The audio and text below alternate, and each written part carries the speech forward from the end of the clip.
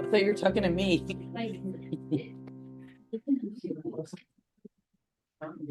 I thought you were talking to me. I'm like, I don't know what you're saying. No, I recognize your face though. I don't know. I know you. Where do I know you from? But I know your face. I mean, I live here, so where do I know you from? That's kind of stupid. I don't know. I know I've seen you. You look very familiar.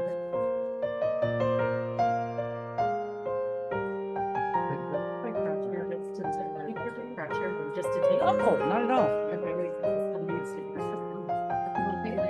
It's fine. Yeah. Well, they're going to be, I think they're going to stand up here. Usually they do. They're just waiting because they're still in closed session. So the board's not here yet. So they're actually probably in the way for when they come in. So hopefully they come in that side. Because they have to walk by and the kids are all sitting there. You gonna what? Probably leave after the kids. Oh yeah. No, most people, I mean, the parents come too. The kids just go. They should. They got homework. It's Wednesday. Barbara. Yeah. So you have a kid with, which one's yours? Alina, she's one of the students. Which one is she?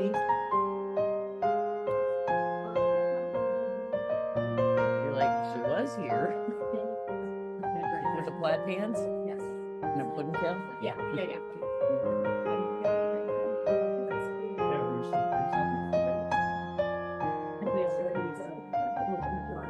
That's where I know you from. I was the library media tech at Ocean Shore. I remember Alina's name, and during the pandemic, I think I might have seen you during the pandemic doing when I was doing Read Aloud. So how old was she during? Oh, I'm sorry. Mute your mic.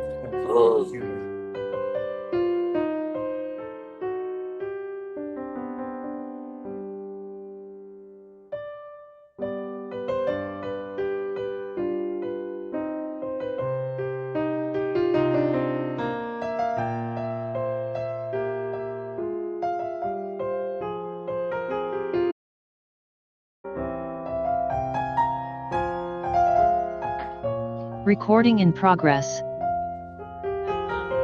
6:18.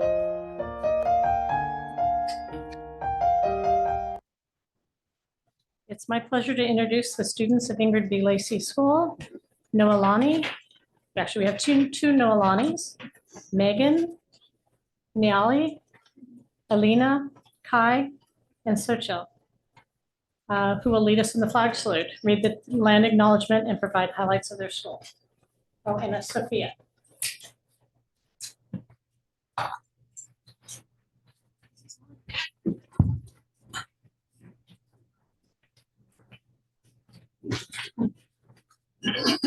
May everyone, It's on. We're good. may everyone please stand for the Pledge of Allegiance.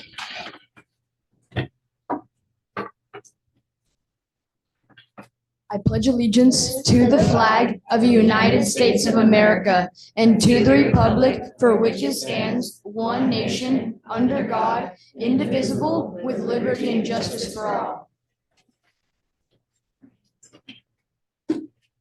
Now I present the land acknowledgement. The Pacifica School District acknowledges that we gather on the unceded ancestral homelands of the Ramaytush Ohlone people. As guests, we humbly extend our gratitude to the Ramaytush Ohlone elders and community. We recognize that we benefit from living and working off of their traditional land, and we affirm their sovereign rights as First Peoples. As the original stewards of this land, the Ramaytush Ohlone understand the interconnectedness of all things and the importance of maintaining harmony with nature. Likewise, Pacifica School District commits to teaching our school community how to be responsible stewards of this land. Hi, our names are Nomani. We are here to represent IBL's 8th grade leadership. Leadership isn't just an elective, it's a teaching of responsibility and management. Leadership means making the school a better environment for everyone. Leadership makes us feel like we're a helping hand and a provider to the school. Leadership has many jobs, such as planning morning trivia and coming up with fun activities for students like spirit days, dress ups, and lunch activities. We also make birthday cards and organize and clean our school campus. On top of that, we keep the school campus under control. Another part of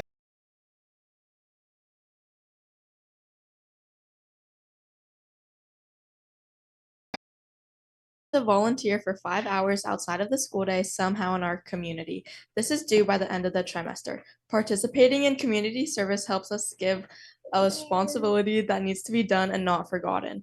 We put in our own time, help, support, and grow to clean our community. And that's why we think leadership is important. Hi, my name is Kai, My name is Sochil. and I'm Sophia. and we are representing the seventh grade exploratory elective. As a class, we worked on a community service project focused on the LA fires to raise money for LA. We started a GoFundMe and a dog adoption event, setting a goal of $5,000, and it went so well, we raised $7,000 at the end of the year.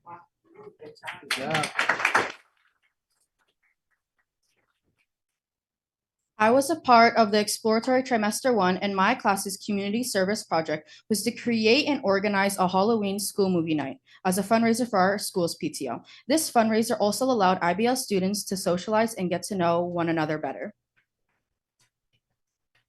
Another activity exploratory offers is passion projects, which is where we choose a topic or hobby we are passionate about and create a presentation based off of it. My passion project was a fundraiser for the SPCA animal shelter. I wanted to raise money so that animals were able to receive better necessities needed for their care.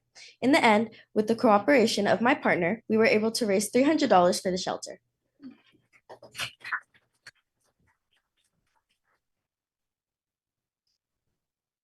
I did my passion project on learning how to surf. I recorded all of my progress and presented the videos in my presentation. My passion project was about skiing. I showed people how to ski, and I used recordings and slideshows to help my claim. Hi, my name is Naoli. And I'm Alina, and we're representing the sixth grade speech and debate class at IBL.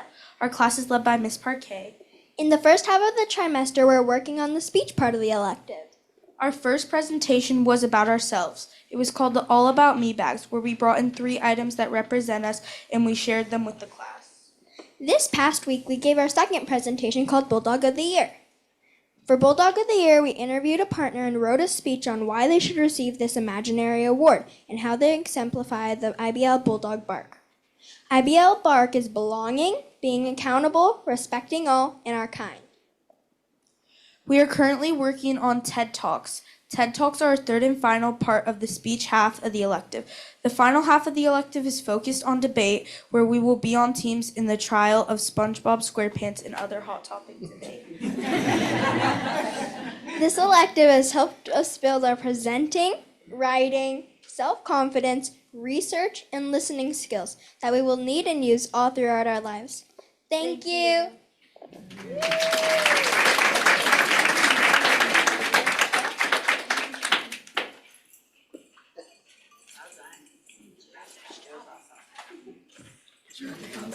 Great job. Great job.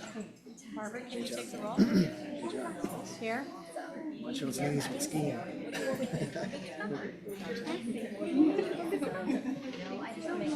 The district records the audio portions of the meetings. All recordings are kept in the superintendent's office for 30 days and are available during that time period for inspection by members of the public on district equipment without charge. In-person speakers wishing to address the board on agenda or non-agenda items, please complete a request card with your name, address, and the item number and submit it to the board president or the superintendent. You'll be called to address the board and may speak for up to 3 minutes. Virtual speakers wishing to address the board on agenda or non-agenda items, please submit your first and last name and the agenda item you wish to speak on in the Q&A area of the webinar. Please do not submit comments or questions in the Q&A area. You will be called to address the board. Your microphone will be unmuted and you may speak for up to 3 minutes. Please note that the public is welcome to provide comment to the board. Remarks are limited to 3 minutes unless extended or limited by a vote of the board. Maximum of 20 minutes unless extended by the board is allocated for each subject discussed. The Brown Act open meeting regulations under which the board must operate do not allow board members to comment on non-agenda items or information you may bring up that are not on the agenda. Additionally, no action can be taken. However, the board may give direction to staff following a comment. Okay, approval of the agenda. Are there any questions? Okay, do I have a motion to approve the agenda? Do I have a second?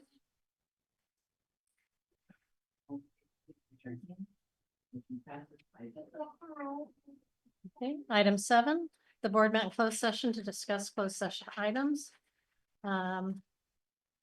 Let's see.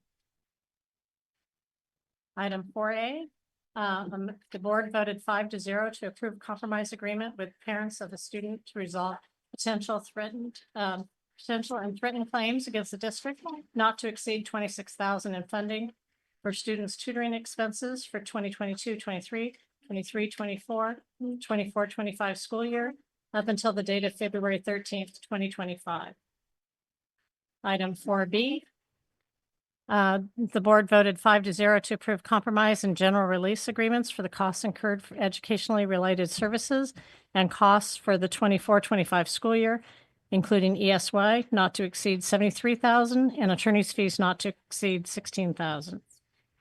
Item 4C, the board voted 5-0 to approve compromise and general release agreement for compensatory fund through the end of 2025-26 school year, not to exceed $10,000, including $3,000 in attorney's fees. Item number 4D, the board voted 5-0 to approve compromise and general release agreement for the costs incurred for educationally related services for 24-25 school year, not to exceed $46,570. Okay. Item 4F, the board voted 5-0 to approve the settlement and items. We didn't cover that item. 4F, 5-0 to approve the settlement. Items 4G through 4K, no action was taken. Okay, approval of the consent agenda. All items on the consent agenda will be approved by one motion, which is not debatable, and which requires a unanimous vote for passage. If any member of the board, the superintendent, or the public so requests, any item shall be removed from this section and placed on the regular order of business following the approval of the consent agenda. Are there any questions? Okay, do I have a motion to approve the consent agenda? Do I have a second? Okay.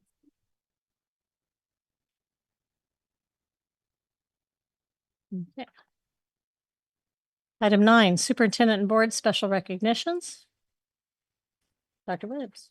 Hello.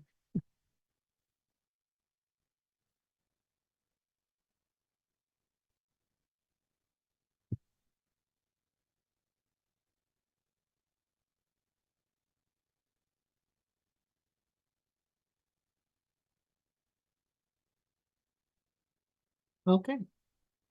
Good evening, everyone. As always, this is our favorite part.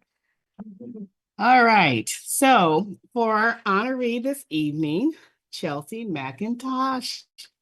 So Ingrid B. Lacey Middle School is proud to recognize, in addition to the superintendent of Pacifica School District and the Board of Trustees, Chelsea McIntosh for her dedication and commitment to our students. Chelsea has generously devoted her time to supporting some of our most wonderful learners. She spends 2 days a week working with students who struggle with reading and practicing English with new students who are actively learning the language, because the best way to learn English is to speak it. Her warm and welcoming presence has created a safe and supportive space for our students to build confidence and develop essential skills for success. Chelsea's passion for education extends beyond our school walls. Having worked as an academic tutor, she took the initiative to connect with Pacifica School volunteers, yay, ensuring that students, especially those who may not have access to private tutoring, receive the support they need. Her desire to reach and uplift most students or more students has inspired her to pursue her teaching credential in Spanish.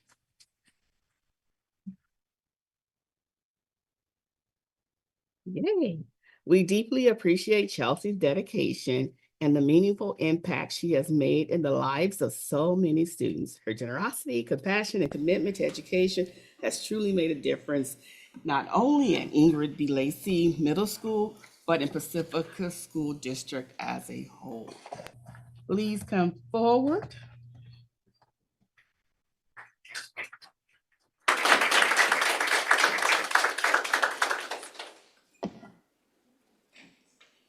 Madam President. Hello, Chelsea. And it reads, Pacifica School District Board of Trustees and Superintendent presents this certificate of appreciation awarded to you, Chelsea McIntosh. Thank you for your service and commitment to our students and staff, awarded the second day of April 2025. Thank you.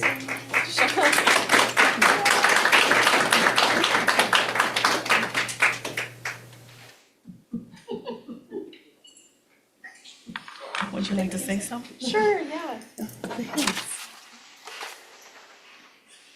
Thank you so much for your kind words. Thank you to Bridget. Thank you to Rihanna for onboarding me. I was trying to get in touch with multiple school districts and no one was getting back to me. I'm like, I desperately want to volunteer. They got back to me. And the staff at IBL has been so welcoming to me, and I've learned so much about teaching kids, in groups. It's a totally different experience. So they've really strengthened me and helped me in my tutoring practice, helped me in my teaching practice. So yeah, I'm just very grateful to everyone in this room for welcoming me into your community. So yeah, thank you so much.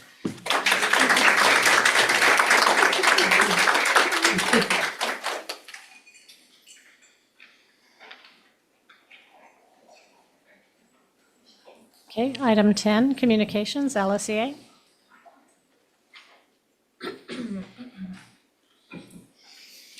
Good evening. Since the last board meeting, LSEA culminated our 5th year of celebrating and honoring Patty McNally.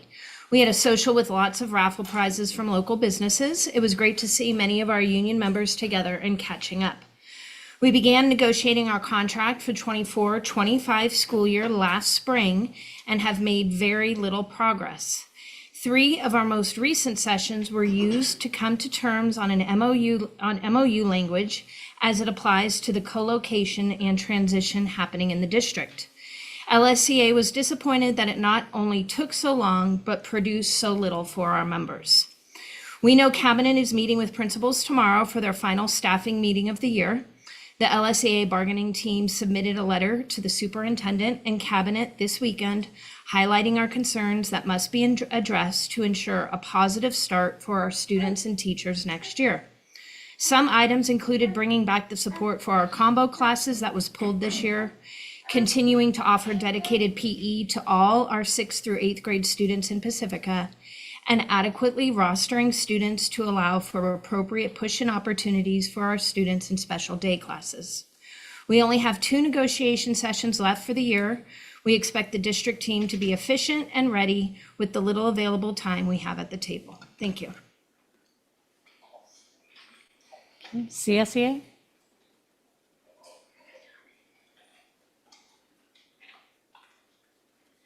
Hi, good evening. My name is Elizabeth, and I wanted to thank the superintendent, the board, and the cabinet.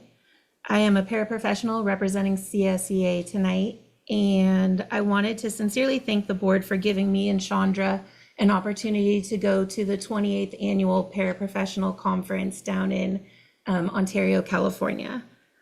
It was an incredible experience where I learned so much, and I'm privileged of meeting amazing professionals in the same field.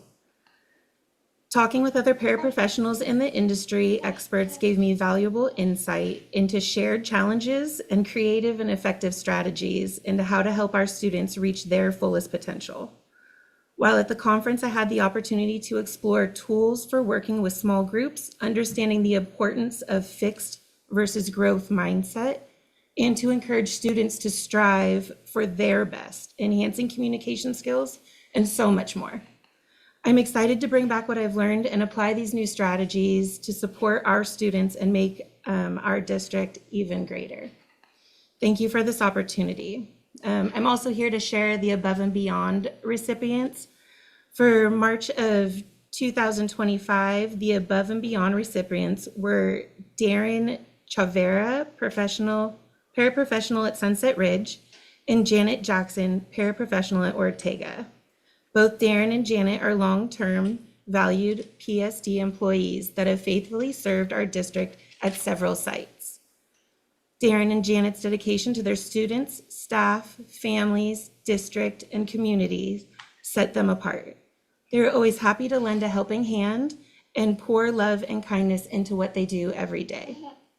Darren became a permanent PSD employee in 2010, serving as a special education health assistant in the SDC class at Ocean Shore.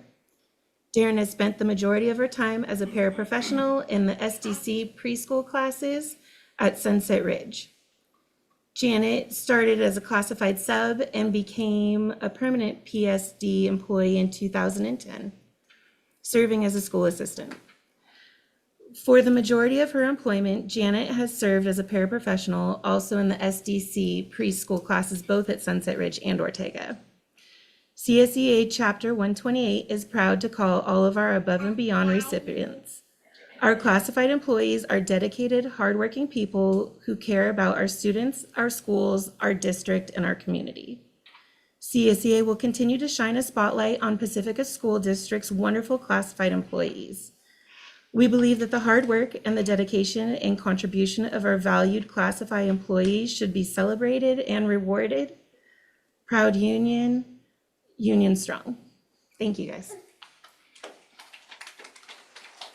Student board representatives.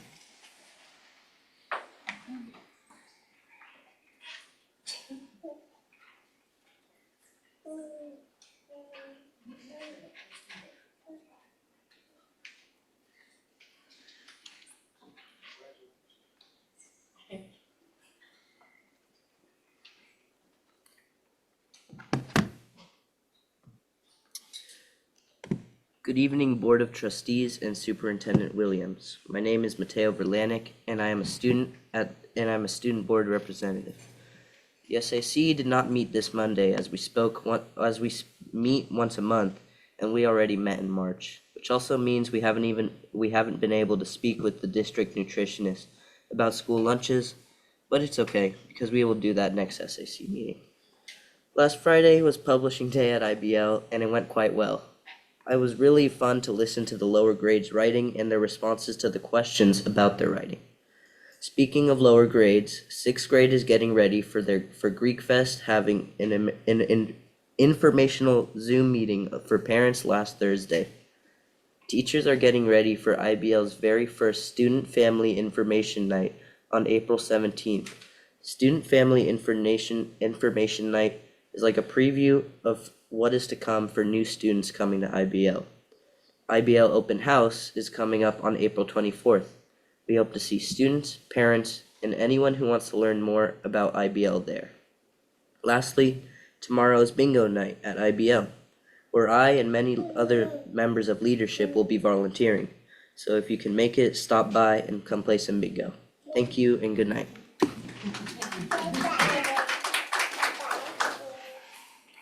Okay, people wishing to address the board. Okay, I have Joan Weideman.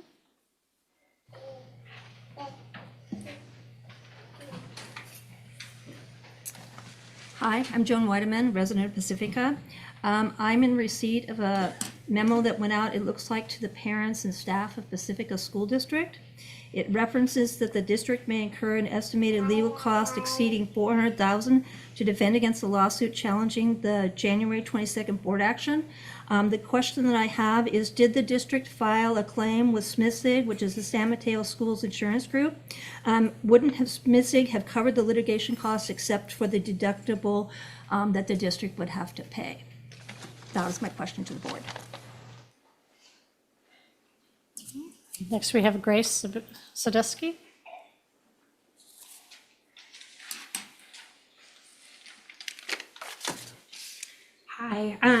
My name's Grace Sobieski, and I am one of the co-presidents of the Ocean Shore PTO. I am here because on March 27th, a group of PTO presidents, not including Ocean Shore, wrote and published a collective letter to Parent Square signed as involved parents, not as PTO leaders, but as involved parents. And I'm not here to discuss the content of this letter, but I'm here to voice my concern that our parent communication platform is being inappropriately used to share people's personal opinions. Their letter even indicated that their views may not be shared by all members of their respective school communities. This is highly problematic on many different levels. Parent Square should be used to share informational items and facts related to our schools and districts. School and district. To use it as a platform to share personal opinions is opening up a Pandora's box. It should not be used as a space to elicit debate, discuss politics, or add any further division to an already very divided district. We may not all agree on a lot of issues right now, but I hope we can all see that opening this path is dangerous and opens up the district to further liability to respond to our further liability by allowing individuals to essentially campaign their political views on this platform. I'm asking the district to respond to our concerns regarding this letter. I'm asking for it to be taken down, and I'm asking for the district to create more rigid policies on the usage of Parent Square and to immediately communicate those out to the public. Thank you. Okay, and online we have Tara Knotts.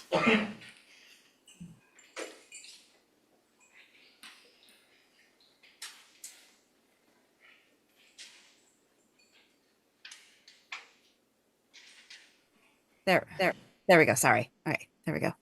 I pondered coming in person today, but since I just got back from Point Reyes with about 30 Ocean Shore fourth graders on a 2-night overnight, and then I had a 2-hour IEP meeting, and then I had to drive to San Mateo, I haven't showered, so I thought I'd do the benefit you guys by not coming tonight.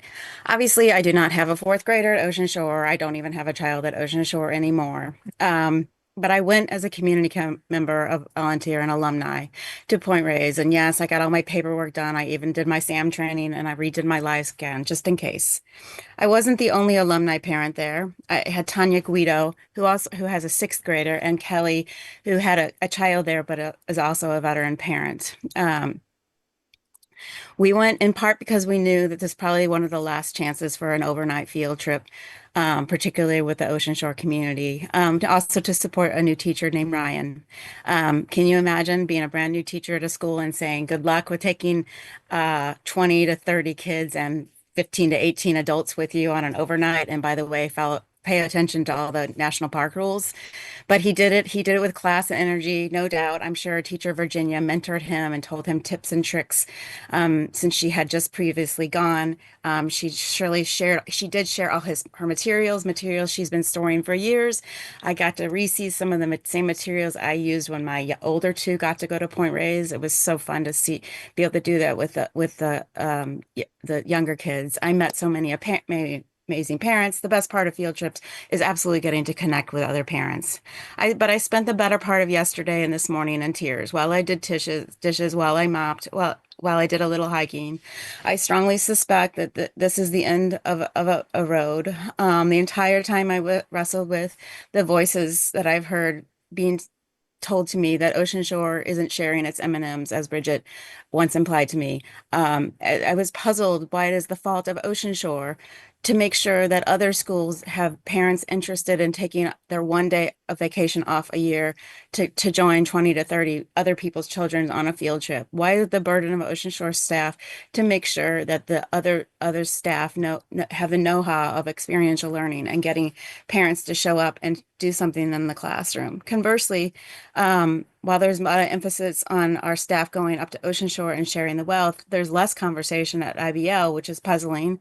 I assume the intent would be to share the wealth across the whole district, not just at Sunset Ridge, although I certainly understand why someone kicking off a volunteerism spirit at any school would be amazing. And I think there's our existing PTO presidents and leads that could do just the same and could have all over these previous years. I've tried to be logical. I've tried to have a caring spirit, but I just grieve. I grieve the kids that no longer get to do this, that thought they were going to. I grieve that my own children didn't get to do all the same things that they thought they were going to do because they couldn't make it through. Thank you. Okay, are there any more online? No? Okay, for later comments. Right, board and superintendent correspondence and communications combined. Turn your speaker, your mic. No. Sorry. Can someone else go before me? Thanks. Mine's pretty brief this month. I attended Principal Corton's memorial. Just so you know, we have history because our family's been living here for 20 years, and Mr. Corton was my daughter's third grade teacher, his first year of teaching. It was a really lovely memorial. Also, I did receive some correspondence from parents about the PE instructor, and then also from one of our students, and I wanted to read it to y'all. Dear Pacifica School District Board of Education trustees, I'm an 8th grader at IBL. I think we should honor Mexican immigrants as much as we honor Chinese immigrants, European immigrants from the East, South, and Western, and all of the other immigrants. I think at our school, IBL Middle School, that the teachers that teach history should be able to teach more about Mexican immigrants, but I'm not saying that they shouldn't stop talking about the other immigrants that I named earlier. I just think that they should honor them a little bit more than what they honor them now. I also think that kids at IBL Middle School should learn a little bit more about Mexican immigrants, but not also Mexican immigrants. I think you got confused there. They should learn more about Chinese immigrants, European immigrants, some Native American immigrants, but you hear more about all the other groups of immigrants and how they got here and how that happened, but they don't really talk about Mexican immigrants as much as all the other groups. And that is why I think the district and teachers and staff that teach history at IBL Middle School should teach the students a little bit more about Mexican immigrants. But I'm not saying that you can't teach all these other immigrant groups. I'm just saying that you should teach a little bit more about Mexican immigrants and about their struggles and their challenges that they had to face immigrating to California for the gold rush and to get more pay and a better lifestyle. I just appreciate students speaking out about their education. And so I know it was a little repetitive, but he made a point. That's it. Thanks. I'm ready. Sorry, I didn't have my notes up. So since our last meeting, I have received a few emails with topics I plan to discuss with Dr. Williams in our meeting on Friday regarding PE and special ed. I've had the opportunity to attend a few events, including the memorial for Tony Corton, which was really beautiful. There was an estimate of 1,000 people, I think someone said, in attendance, which is not surprising because Tony was the best. I went to a PTO meeting where Ellie Cundiff at Sunset Ridge, where Ellie Cundiff shared what's happening with the vision team meetings, which matched the communication in Parent Square. PTO President Rebecca Slater asked if I would attend future meetings with updates from the district, which is also on my list for discussion with Dr. Williams. I went to a legislative brunch organized by the San Mateo County School Boards Association. The speakers included Congressman Sam Liccardo, Senator Josh Becker, and Assembly members Mark Berman and Diane Pappin. It was I came away with a few takeaways I wanted to share. Less than half of all students in California are not meeting the standards in reading. About 70% are not meeting the standards in math, which were really surprising numbers. There was also a lot of discussion around the challenges schools face in trying to keep up with the frequent shifts and coming from the current administration. I also learned about the role of the U.S. Department of Education. While federal law doesn't dictate curriculum, the department plays a role in other crucial areas, including civil rights policies in education, distributing about $19 billion in Title I schools, establishing and overseeing policies related to students with disabilities. And Sam Liccardo said he will continue to legislate, litigate, and communicate. If you want to participate in an opposition movement against the chaos, there will be a rally on the 5th in Redwood City called Hands Off.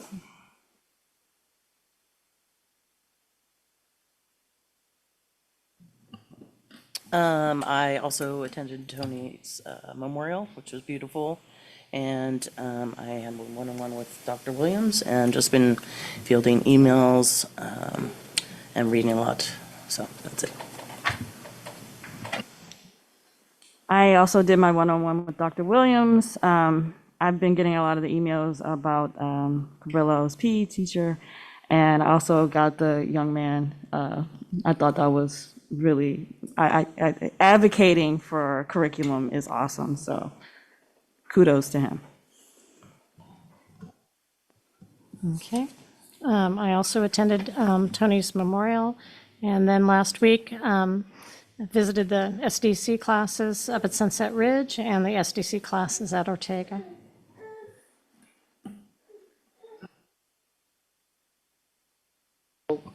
Gordon's memorial, which was beautiful. Also several meetings, of course, and correspondence, and also had an opportunity to attend the CASA conference with Dr. Bowman, and I will share more at the recap at the end of the meeting.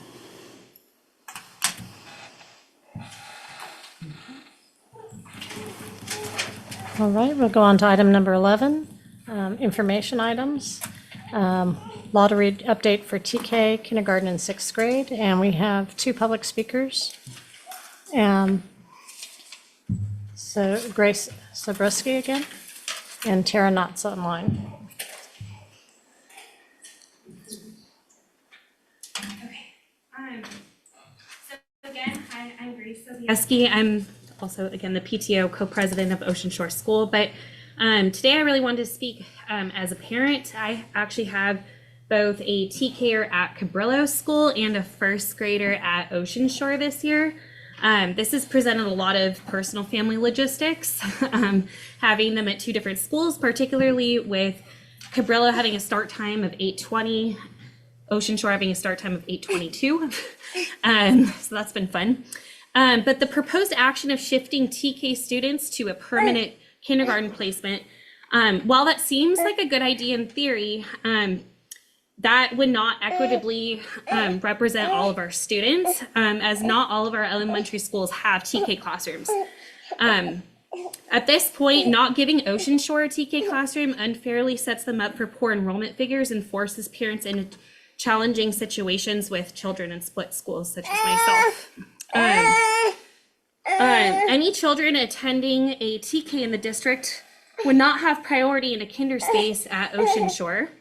A factor that can dissuade, that can dissuade families from wanting to attend Ocean Shore School.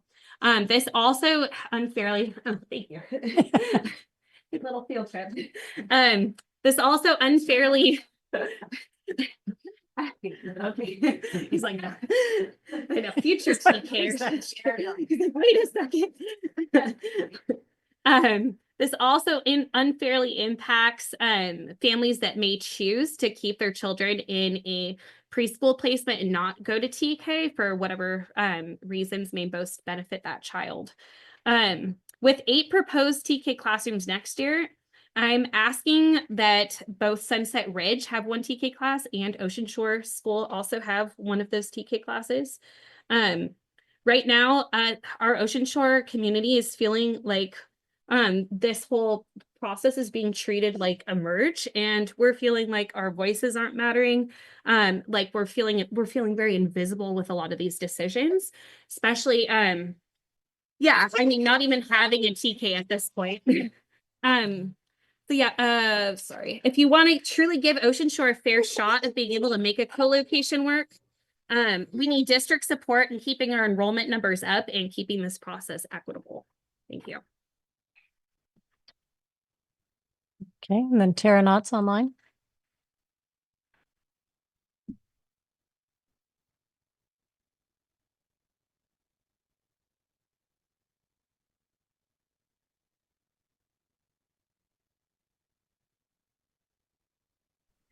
Thank you.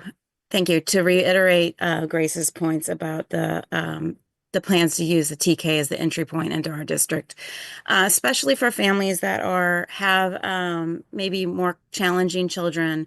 Remember, these families that have barely 4-year-olds at the point that they would have to make a decision on TK, maybe even 3.5, and you don't even know your child's personality at that point, and to make a decision on having to grab a spot at a TK so that you don't lose your spot at your preferred school. For example, if a family really did want Cabrillo and it is only the K-8, they may have to choose to take their kid out of a loving setting that's much smaller, or even grandma's house, to put them in the TK,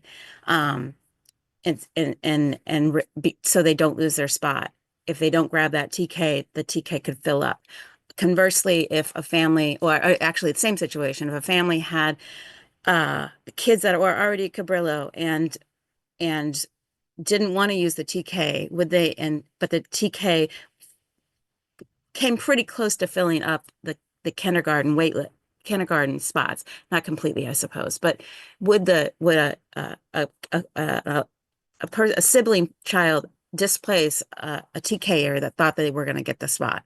Obviously, as to my knowledge, currently Ocean Shore does not have a TK that will be moving up to ever had a TK, and they don't have one at Sunset Ridge, and their current kindergarten, because of all the changes, a lot of families maybe didn't think to put their child at Ocean Shore because they not know the security. So Ocean Shore's incoming kinder is already going to be low, and then they won't have a TK. That's basically closing the Ocean Shore program on the opposite end.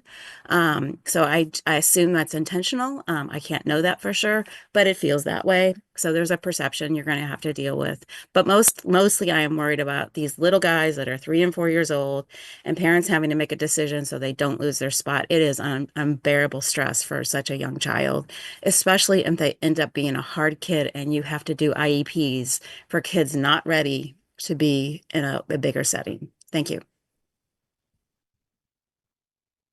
Are there any more speakers online? No.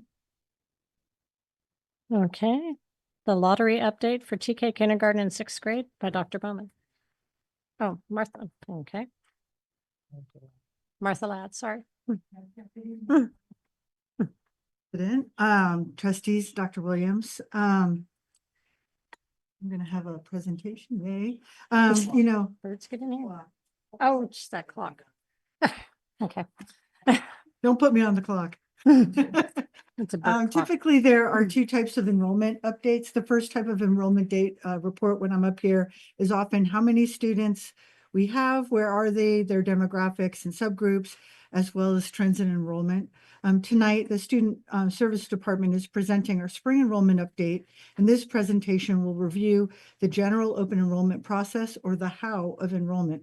We'll review placement procedures, priority placements for the wait list, results from this year's lottery, and current and future considerations for the district's enrollment policy. Later tonight, I will be bringing you a first read of proposed changes to our enrollment policy. First, here are some general open enrollment process. As you all know, Pacifica School District is an open enrollment school district, so we don't have home schools with enrollment, home enrollment schools. So our families can enroll in any school in our district. Students new to the district can enroll at any time after providing certain documentation. For new TK and kinder enrollment, for new TK and kinder students, enrollment opens in October for the next school year. For rising sixth graders, transfer requests are accepted on the last day in November for the next school year. Our placement procedures for new residents.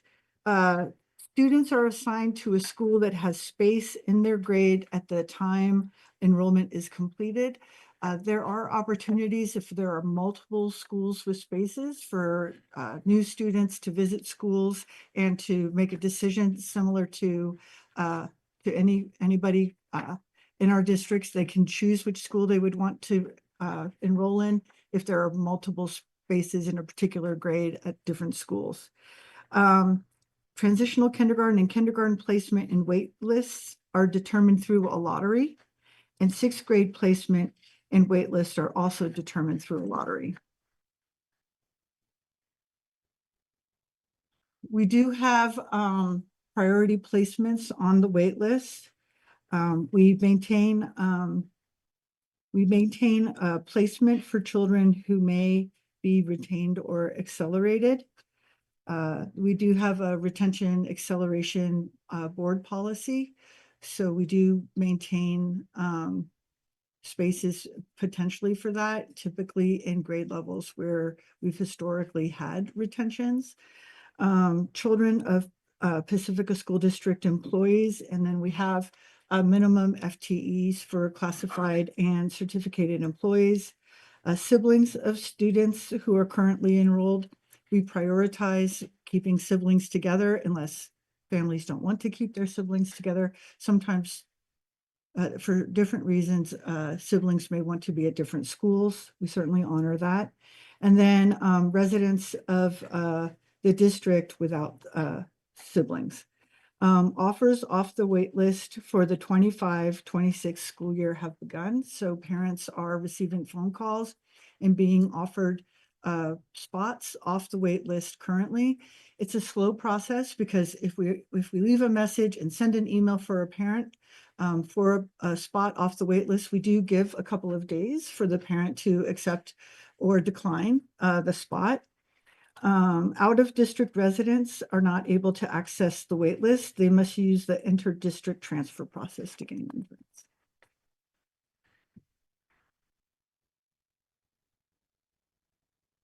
Here's information on this year's lottery. For the sixth grade lottery, we had 33 participants. There were priority placements for 7 students.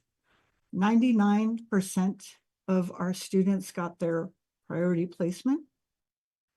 Post-lottery, every student got their priority placement. We have a good track record of our students entering the lottery, eventually getting their priority placement. Historically, it's been in the 90% range as we get closer and closer to the start of the school year. In the TK lottery, which happened on February 7th, we had 158 students, or 158 children register for the lottery. They're not quite students yet. The priority placements for 60 students. We had total actual openings of 160 students, so 158 people registered for the lottery. We have spaces for 160 students.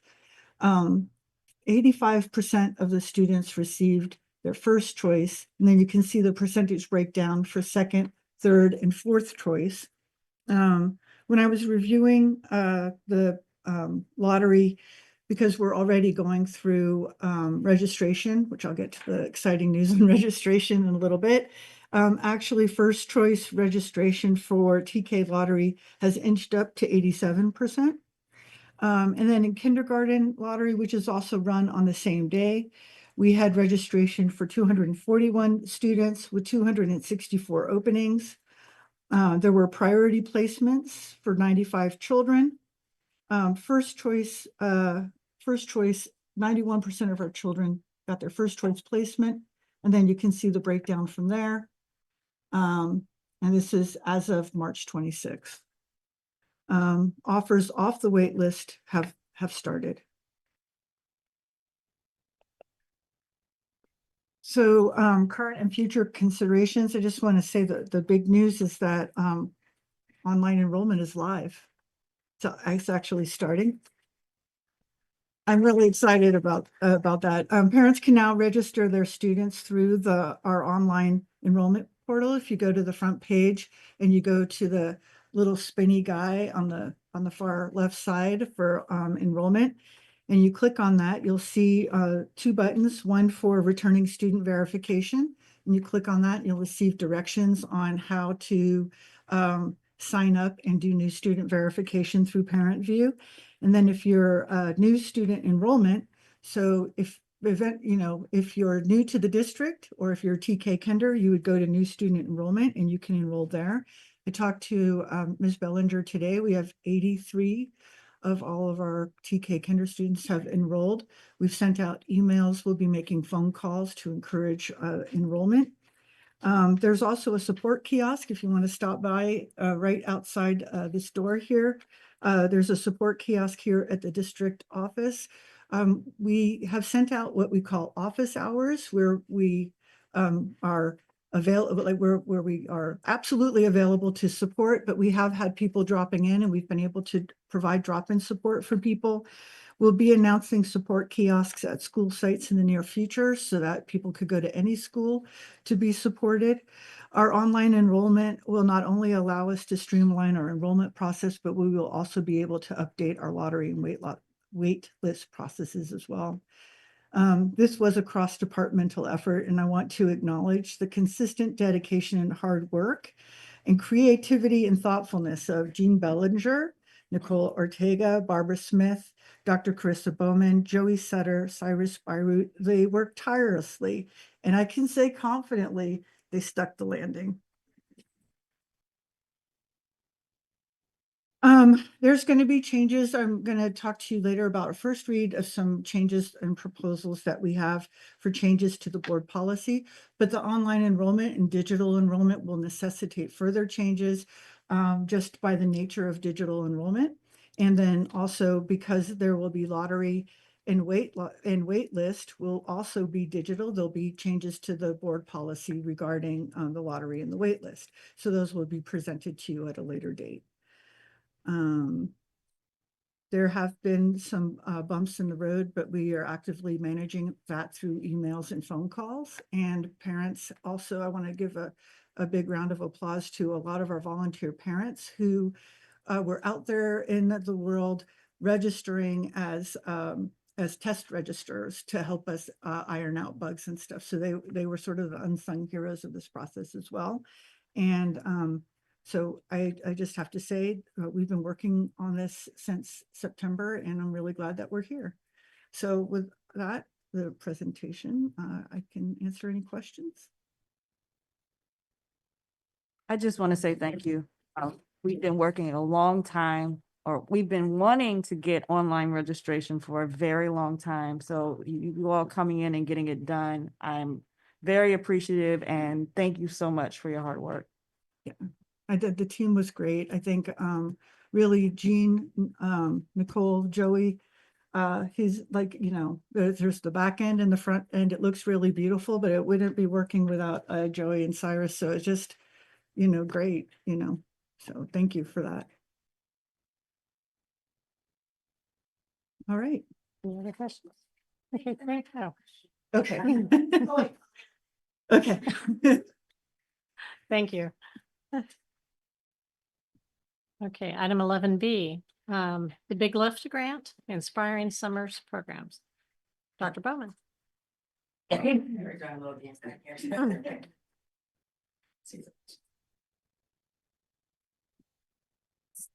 Today for our, excuse my voice, excuse me, well, hi, I'm glad to be here. Thank you. I'm feeling slightly under the weather, so I apologize. But I'm very excited to introduce you to Kate Snyder and Allie Maxwell, who will be working and are working currently on our Big Lift Summer program. And they're going to do a presentation. They put a lot of work into it. I'm really excited to be able to offer it to our students this year. And so for teaching and learning, I'd like to introduce you to Kate and Allie.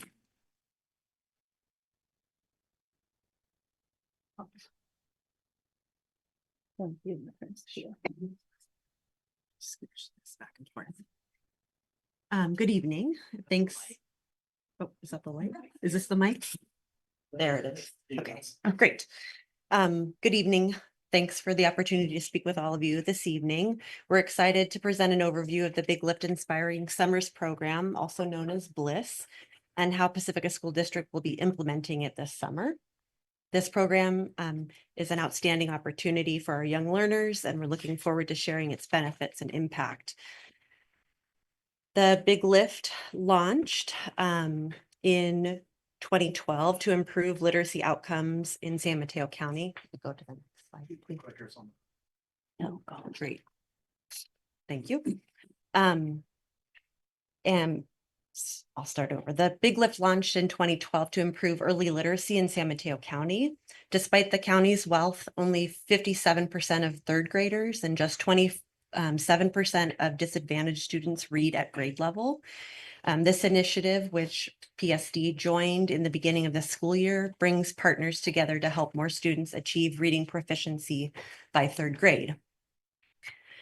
The Big Lift's pillars, thank you, align with San Mateo County's broader vision for children and youth, ensuring that early academic success is both an equity-driven priority and a long-term investment in the county's future.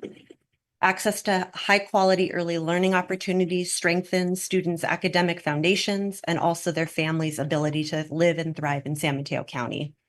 We'll share the ways that we will offer summer learning opportunities for our rising K through third grade students this summer through the Big Lift Inspiring Summers program.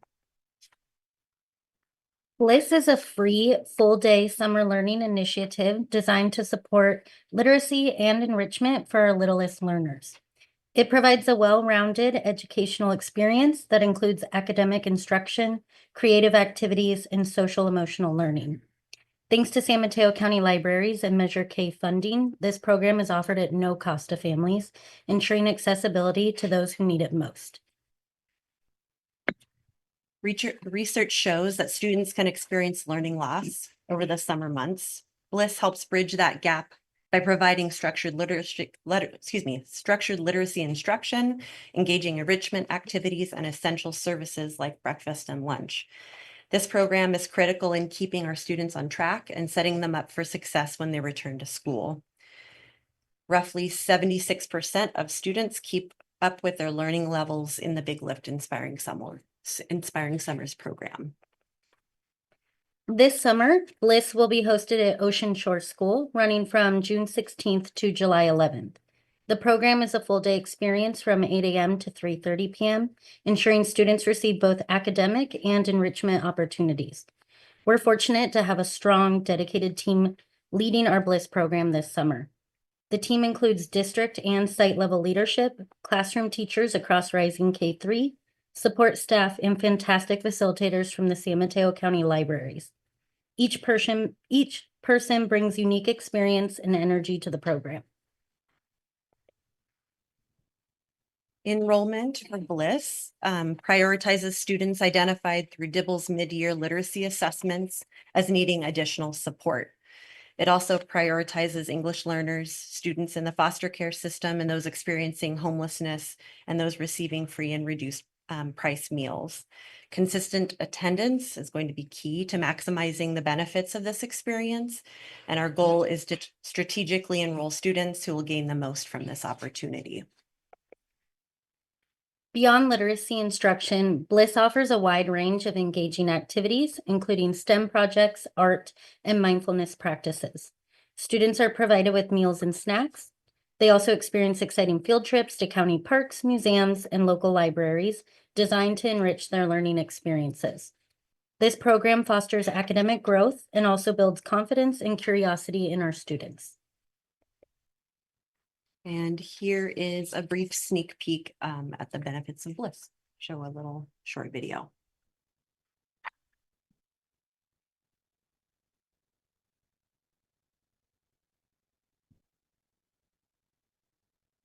Summer experiences help sustain and accelerate our development.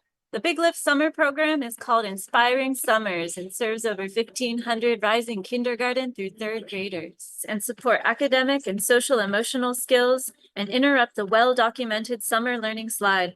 Inspiring Summers is 5 full days each week for 5 weeks. Mornings focus on academic instruction led by credentialed teachers. Activities include singing our alphabet, counting with numbers, and story time. I'm ready for school. I love school. I love reading books. I'm learning to read. Afternoons are for curriculum centered around science, technology, engineering, art, and math. I like learning math. And I love doing the number practice. The Big Lift Inspiring Summers program has been able to transform our early learning and reverse summer learning loss before the new school year begins. All morning she say, Mom, I want to go to the kindergarten in Big Lift. You could just see the change in her, the how much fun she had being here every day. She would actually wake up on time, get ready, go to school. There's a new confidence in her. I think it's just a really great start for school because he's going to be going into kindergarten, and instead of having any trepidation, he's excited and enthusiastic and confident that he's going to have a good time. The kids aren't being warehoused, they're being schooled. And I think that makes a huge difference, and it's been really wonderful. The environment is safe and he's happy. That's all that matters to me. He likes to come to school. Big Lift have helped him to know what school is going to be when he starts kinder. He's starting to little by little kind of be more independent, which is good. And he's learning, which is the best part. He's having fun while learning. I just want to thank all of the teachers, the staff. They're all super, super great. I cannot speak enough of how welcoming and how kind all of them are. I think he will be ready for kindergarten. I think he's ready for school. The Big Lift Inspiring Summers is making a difference. Thank you, Big Lift. Thank you, Big Lift. Thank you, Big Lift. Gracias, Big Lift. Thank you, Big Lift. Will you lift with us? Lift with us. Lift with us. Lift with us. Lift with us.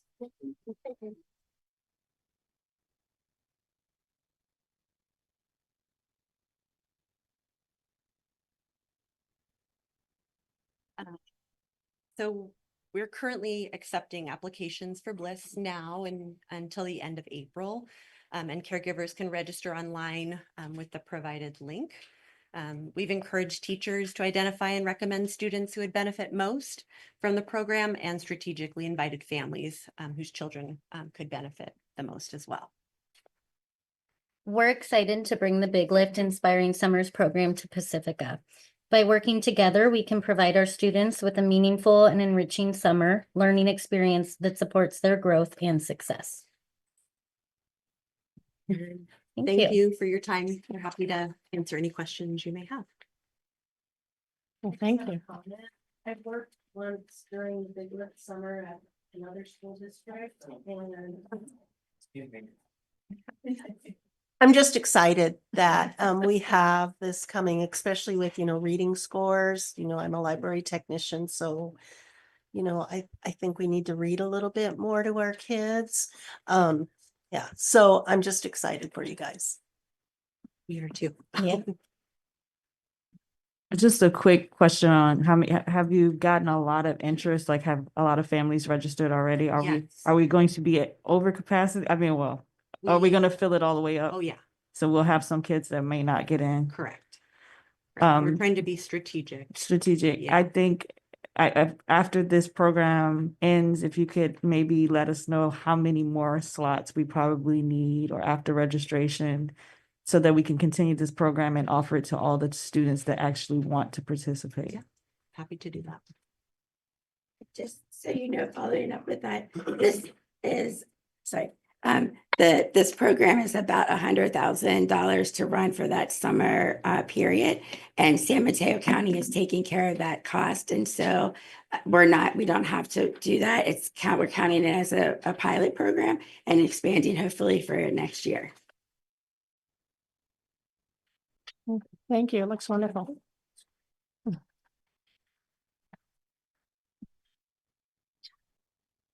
Okay, item 11C, the first read, change to enrollment policy. Martha Ladd.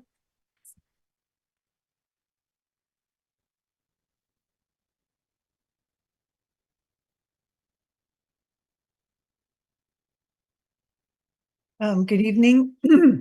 Annually, there are edits and updates to the district's enrollment policy. This year, in addition to typical edits and updates, for instance, change in site leadership, the board resolution to co-locate and reconfigure schools has necessitated additional first read change and considerations to the district's student enrollment procedures. Presented in the first read are changes as follows. Number one, updates have been made to the background information section of the enrollment policy.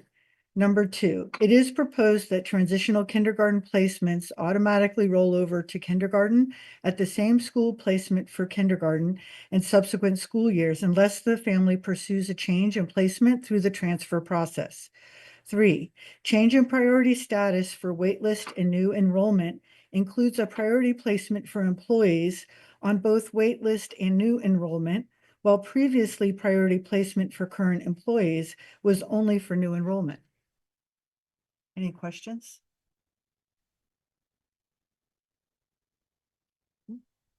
Any questions? Yes. Yeah. Yeah, yes. There was one other time in the past. There was one other time in the past where we met to discuss and change the district employees' options of having their children come to the district. At that time, declining enrollment wasn't like it was. So I was just wondering if we could have a discussion about possibly letting all of our employees have their children come to school in Pacifica if they live outside of Pacifica. Is there any rules against that, or because we have the 0.625, and I remember for classified, and I remembered for LSEA certificated, it was requested to bring it down to 0.75. And so I don't know, I just think it would benefit our staff and the district if we had a little bit more leeway to have more children come into our district who are with staff employees. I think it might help if we did research on what the impact would be. And so if we could just understand what the impact would be in terms of the number of potential people that would take advantage of that and what that would do in terms of priority placement, and then present that to the board.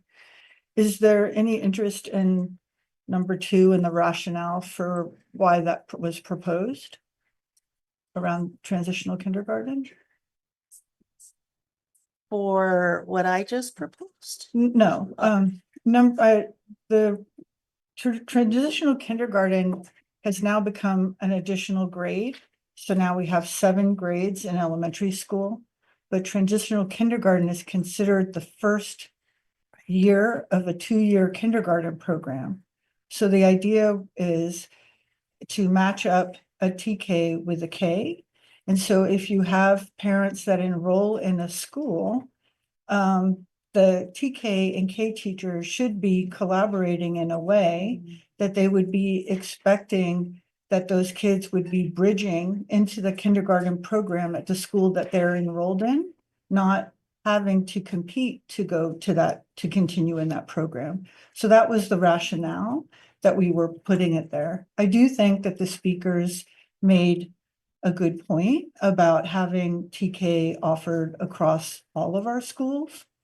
So there's where we are. That was why, though, keeping in mind why transitional kindergarten and what it is, that was why we offered, that's why we're putting that before you. Any other questions? No? Okay, thank you.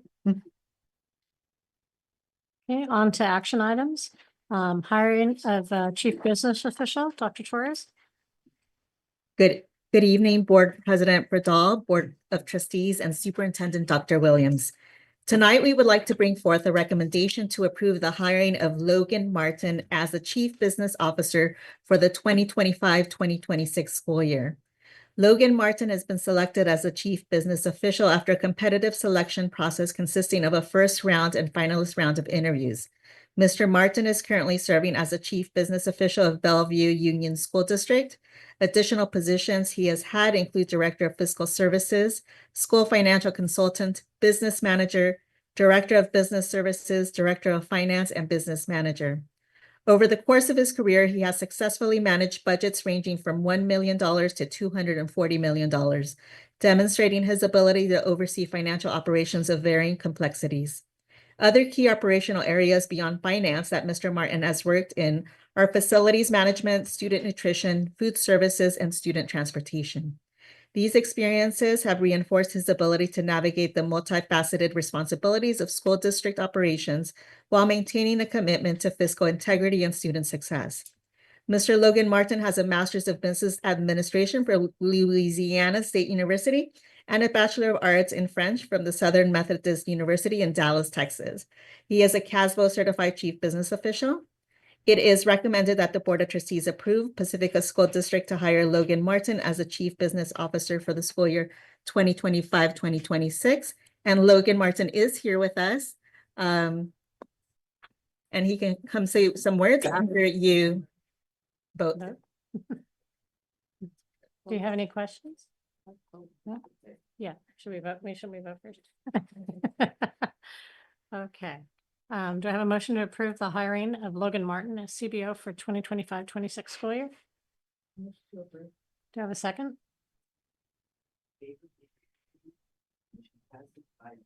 Okay. Logan, do you want to come say hi?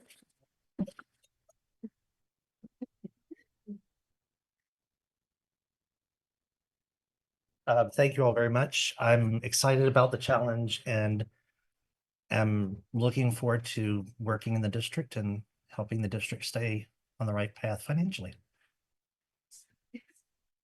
Thank you, Logan.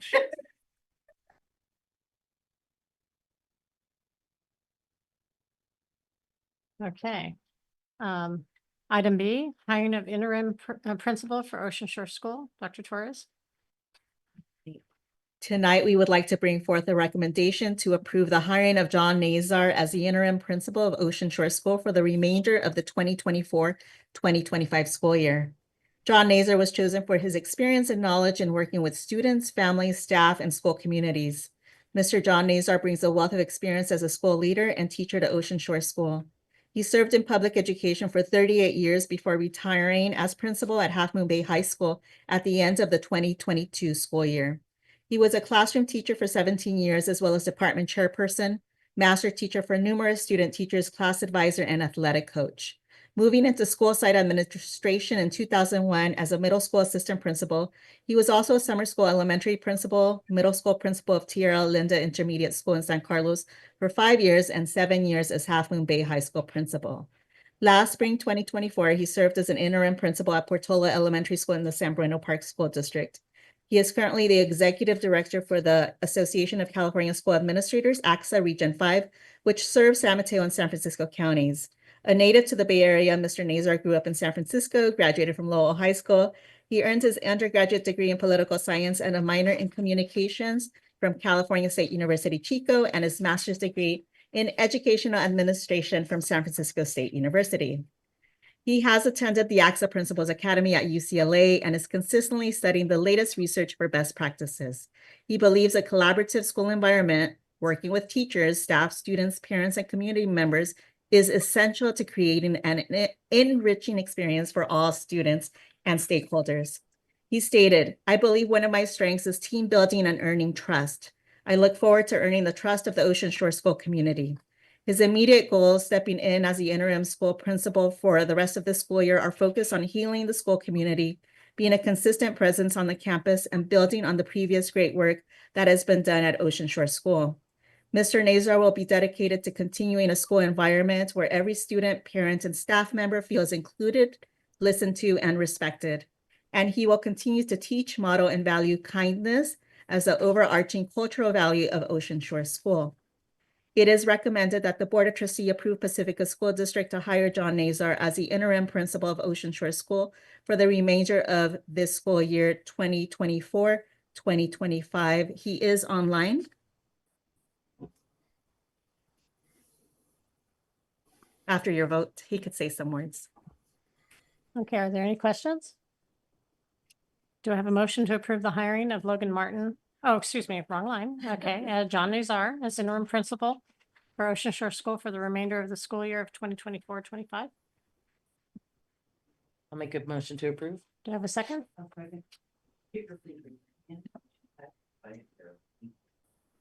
Mhm. Oh, hello, and good evening. I have to say, I've been on the campus for the last few weeks and have found it to be an energetic, a place where I think kids are thriving. We have a staff that cares deeply about uh, the education and development of their students, and a really supportive and involved a parent community. I've been very impressed, and I know the situation which I've stepped into is, there's a lot of pain there, and yet the work that is being done and the way that the kids are thriving is really a testament, I think, to this community. And I find it an honor to serve as the principal through the end of this school year at Ocean Shore School. Thank you, John. Thank you. Okay, item C, hiring of the coordinator of the Pacifica project pipeline. Dr. Torres. Tonight, we would like to bring forth a recommendation to approve the hiring of Stacy Stauffer as a coordinator of Pacifica Project Pipeline for the remainder of the 24-25 school year and for school year 2025-2026. Stacy Stauffer has been selected as the coordinator of the Pacifica Project Pipeline after a competitive selection process consisting of a first round and finalist round of interviews. Her tentative start date is April 21st, 2025. Stacy Stauffer is an educational leader with experience as a principal, assistant principal, research assistant, CTE, science and health teacher, science teacher. Ms. Stauffer graduated last year with her doctorate in educational leadership for social justice from California State University, East Bay. Her dissertation title was Communication During Crisis, a case study of district and linguistically diverse communities during COVID-19. Ms. Stauffer works to uplift and center the voices of those traditionally marginalized education systems through collaboration, critical inquiry, and resource allocation. She works to ensure all students are provided with the conditions necessary to reach the highest levels of achievement as 21st century learners, including use of technology and access. Ms. Stauffer centers the whole child through the inclusion of social emotional learning and supports for both students and staff. She leads via implementing systemic change for the benefit of historically marginalized students. It is recommended that the Board of Trustees approve Pacifica School District to hire Stacy Stauffer as a coordinator of the Pacifica Project Pipeline for the remainder of school year 2024-2025 and school year 2025-2026. And Stacy is here with us today. Okay, are there any questions?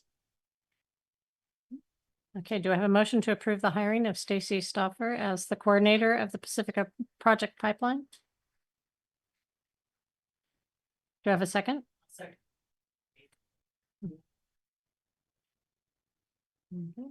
Stacy, would you like to say some words?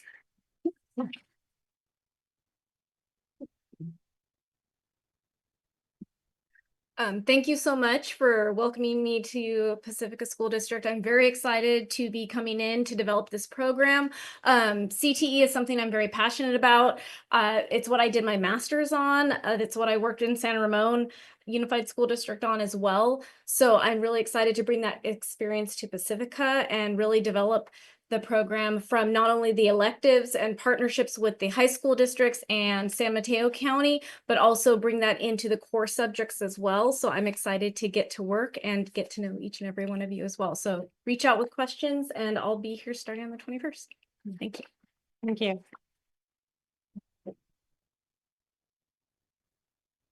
Okay. Item D, Resolution 2025-04-02-A, Joint Powers Authority membership in school project for utility rate reduction. Dr. Bowman.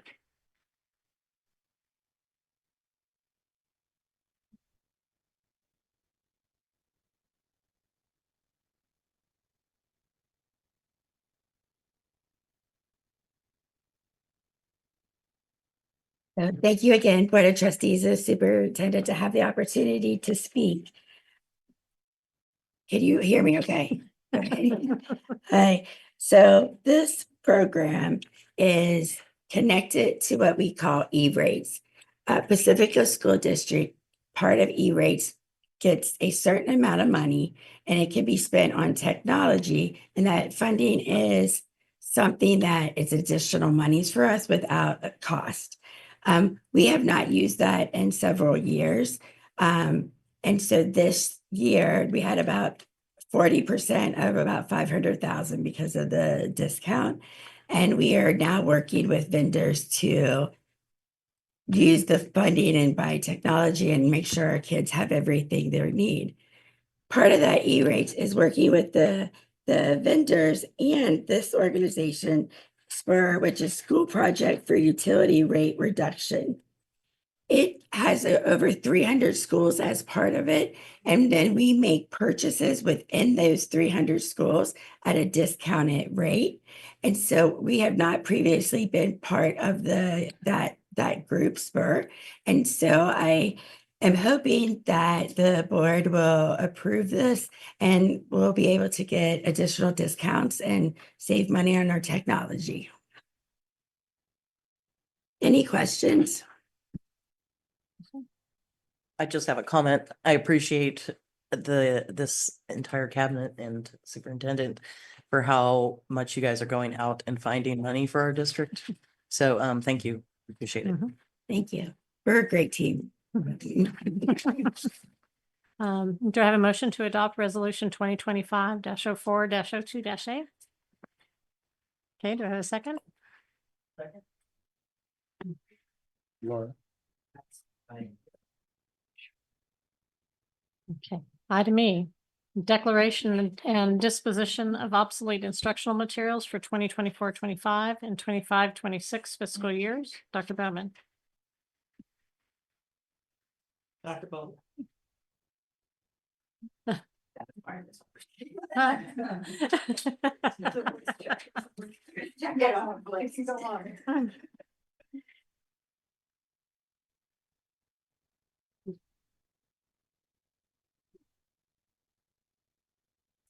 Again, thank you for the opportunity to speak. The district has accumulated instructional materials that are no longer needed, mostly due to the new ELA curriculum purchases. As these items have accumulated, they are no longer needed and they no longer serve any function within the Pacifica School District instructional program. It is recommended that the Board of Education declare all instructional materials determined by the staff that is no longer needed for educational purposes and allowing for the disposition of those in accordance with Board Policy 3270 and Ed Code 6511. Any questions? Okay, do I have a motion to declare all instructional materials determined by staff to no longer serve the district's educational purposes as obsolete? Do I have a second?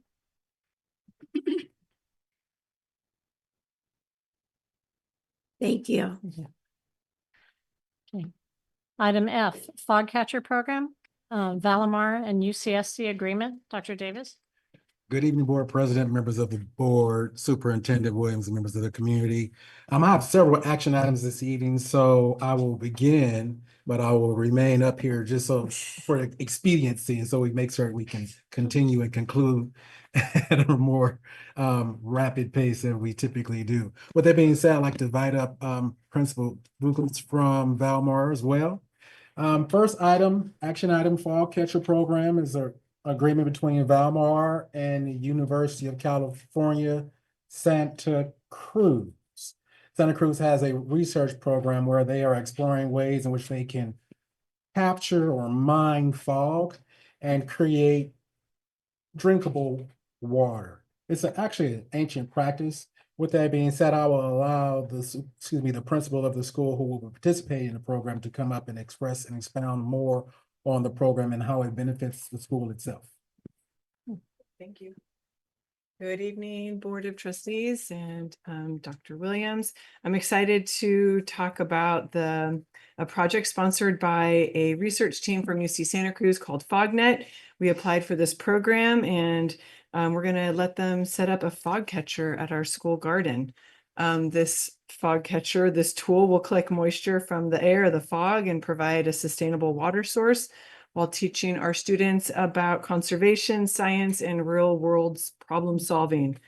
The fog catchers are going to stay at our site for 2 years, and we're going to be working with our students to record their observations and share data with UC Santa Cruz on a monthly basis. They say our fog catcher can capture up to 2 liters of water a day. That's kind of amazing. And these devices are going to work in harmony with our school garden.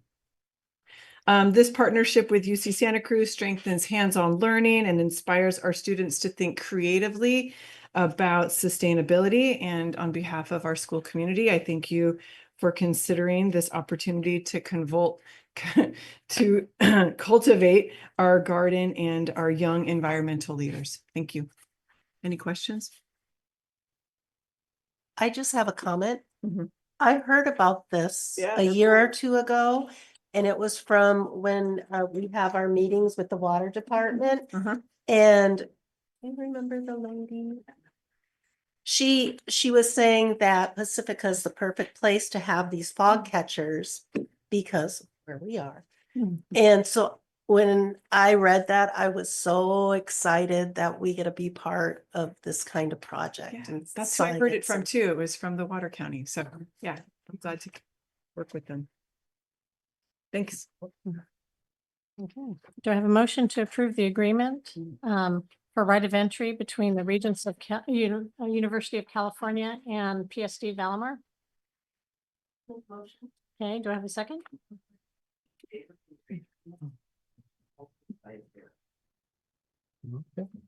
Item G, Cabrillo Outdoor Improvement Project, Dr. Davis. Good. Another action item before us. This has great impact on one of our campus, Cabrillo. It is our outdoor improvement project. The project is quite extensive, and the items are listed there as far as the scope of work that we asked all of our bidders to produce viable product for us to be able to discern and that they are able to complete the job. We went out initially for a request for qualifications. Of that, we were able to dwindle it down to approximately 4 individuals to be able to bid the project. With that being said, you have the most responsible bidders before you here, that being Silicon Valley Paving, Bill Martin and Associates, and then Galip Paving Incorporated. With that being said, the scope of work for Cabrillo encompasses is very extensive. With that being said, we're of course talking about the asphalt improvement, playground stripping, basketball courts, fire lane improvement, and so forth, as well as ensuring that it is ADA compliant. With that being said, the bid, we would like to award the bid to Bill Martin and Associates. They are the lowest bid and one of the most responsible bidders as well, understanding the 3 that we have here. For me, I always like to look at the scope of work and ensure that they are able to complete the task, complete the assignment within the dollar amounts that they have identified as being able to meet the challenge that we're asking them to do so. And so I feel comfortable with this. And as a superintendent could possibly tell you, when I get varied bid amounts, I want to go back out because it kind of gives me some pause when I see wildly disparity between bids. And so with that being said, it is recommended to the board that we award the bid contract to Bills, Martin and Associates. Okay, do we have any questions? Okay, do I have a motion to authorize the staff to enter into a contract with Beals, Martin and Associates for the Cabrillo Outdoor Improvement Project? Do I have a second? Okay.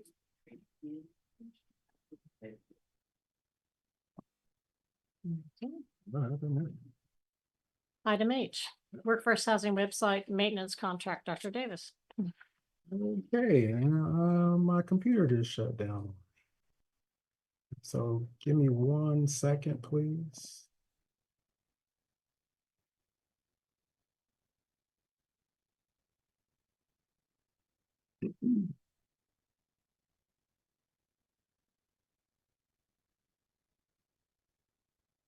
I can actually go off of the paper if you like. And so what you have before you is one more action item, which regards our workforce housing website maintenance. Currently, we actually have a website that entails what the scope of work is for our workforce housing project. I know that, we can do a much better job communicating that to the community, and that's one of the things that I'm certain we will be doing moving forward, because the website is quite extensive as far as providing information. It's not quite interactive, but it does give individuals that visit the website a very comprehensive overview of what the workforce housing will entail, what it will look like, the amenities that will be there for the individual staff members who participate or decide to reside within the scope of work and the workforce housing project. And so it's important that we have this website up.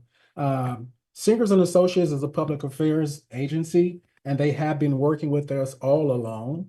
What we're doing here is basically extending and renewing part of the contract for a 6-month period. That 6-month period begins at the beginning or at the beginning of your approval, and we'll move 6 months out there for $500 a month. With that understanding, we would like to ask that we recommend it to the board that we approve the contract between Singer and Associates and Pacifica School District. Are there any questions? I think you've all seen the website in the past. Okay, do I have a motion to approve the contract with Singer and Associates for maintenance of the workforce housing website? Do you have a second?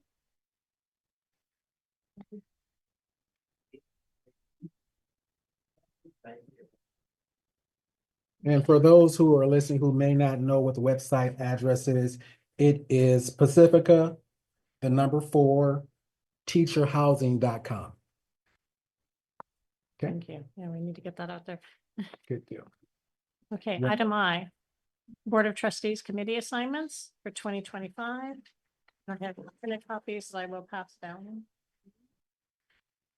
I think we discussed ours between 4 of us in the past, but then we were waiting for the new board member. So for Bridget Hart, just the ones that say Patel were needy Patels. And so those would be vacant ones for which we can rearrange even between ourselves. And then we don't take one of these, but the Library Advisory Council, that's currently Julia Hall, and she's going to be retiring. And even though I tried to talk her out of it, we'll need to tell her I wouldn't accept it, but we'll have to find somebody for that spot. I see her still listed on there, but saying no didn't work.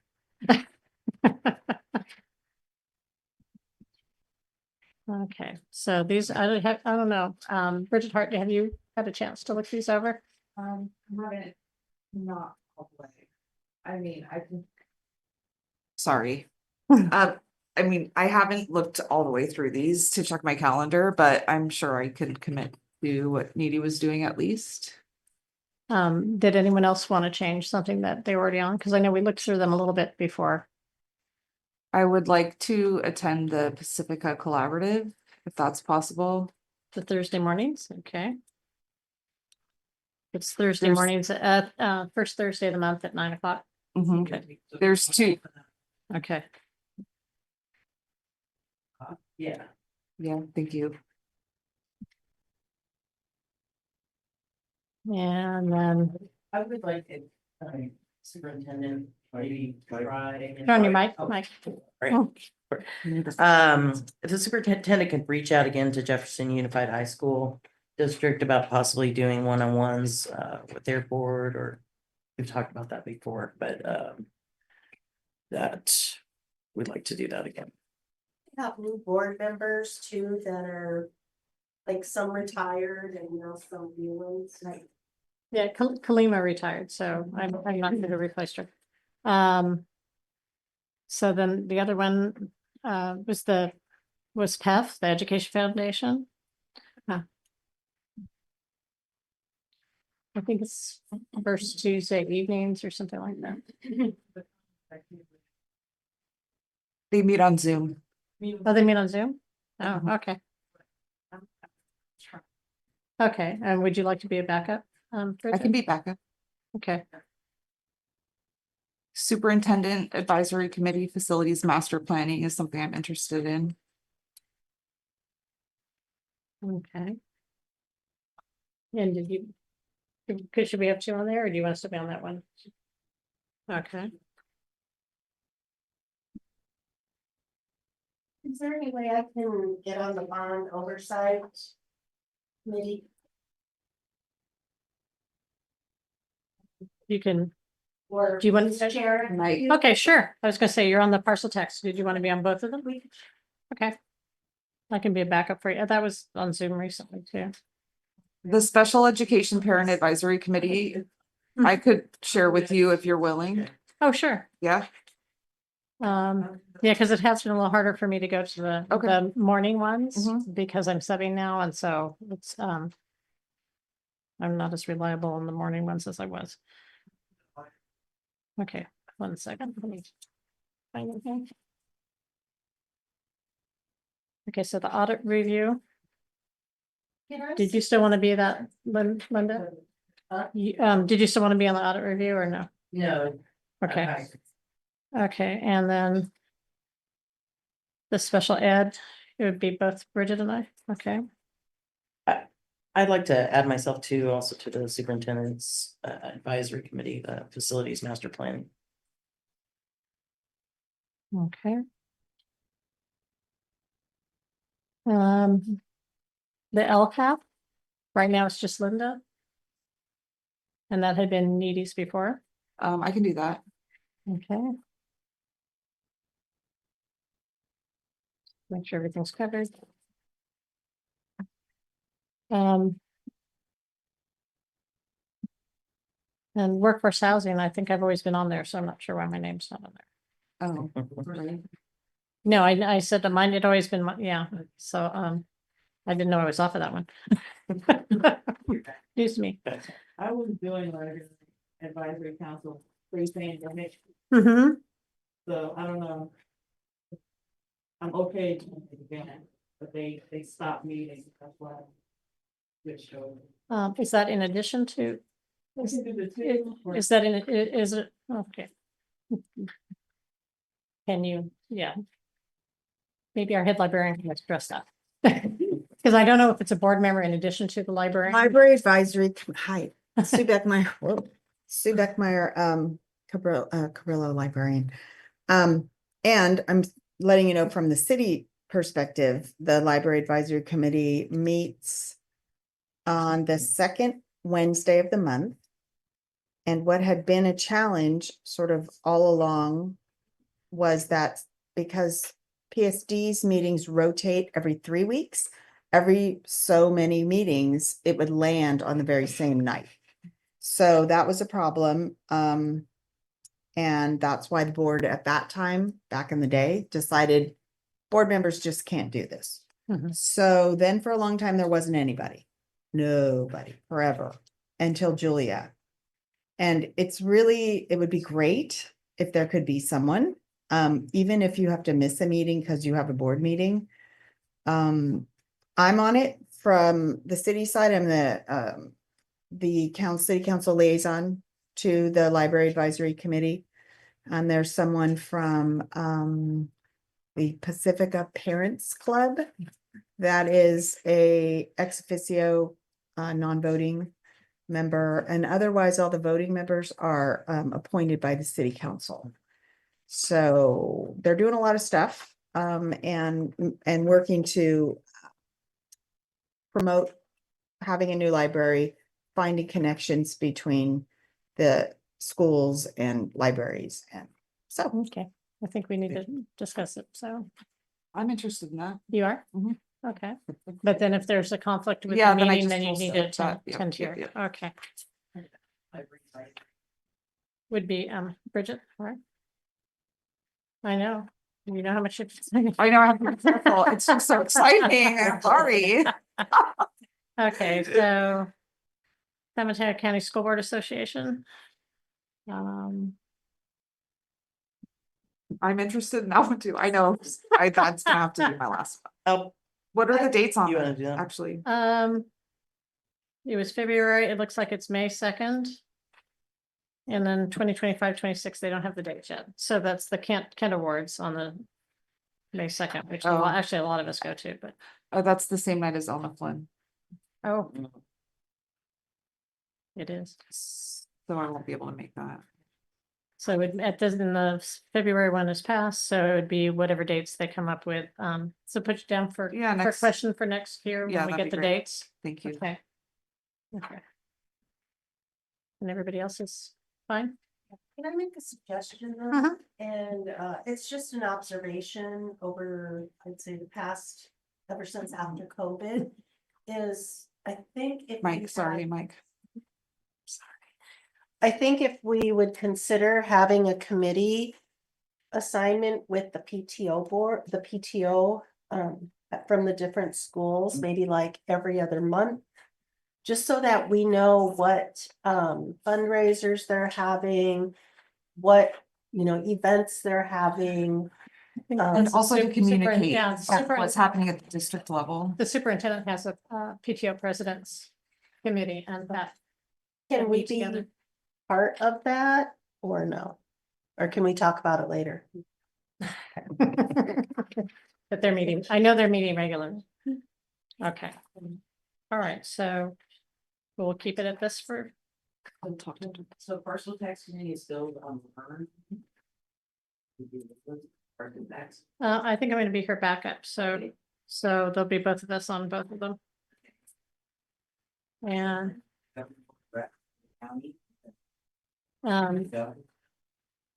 so with oh, Yeah. you can stay on that, okay. And I've got my notes here that I can give you afterwards. Okay. And now we'll have the Board of Trustees Superintendent's recap. Yeah. Oh, sorry. I have my notes clear enough. Okay. So, do I have a motion to approve, the draft board member committee assignments? I'll make a motion to approve. In a second? David, please read. Okay, now it'll be the Board of Trustees Superintendent's recap of future agenda items. I just have one comment. One of the speakers tonight mentioned moving children from one loving setting to a not so loving setting. And I just didn't appreciate that. Every one of our schools is a loving setting and every one of our teachers does the best for every kid. So I just wanted to say that and kudos to all the teachers in our school district. I just wanted to underscore how proud I am of our team in terms of our new enrollment process. It has been a long time coming. So much appreciation to the hard work of the team led by Director Martha Ladd. She's very modest, but I just wanted to acknowledge her hard work as well.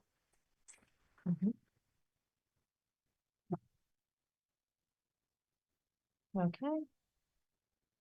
If that's it, we'll adjourn the meeting at 8 p.m.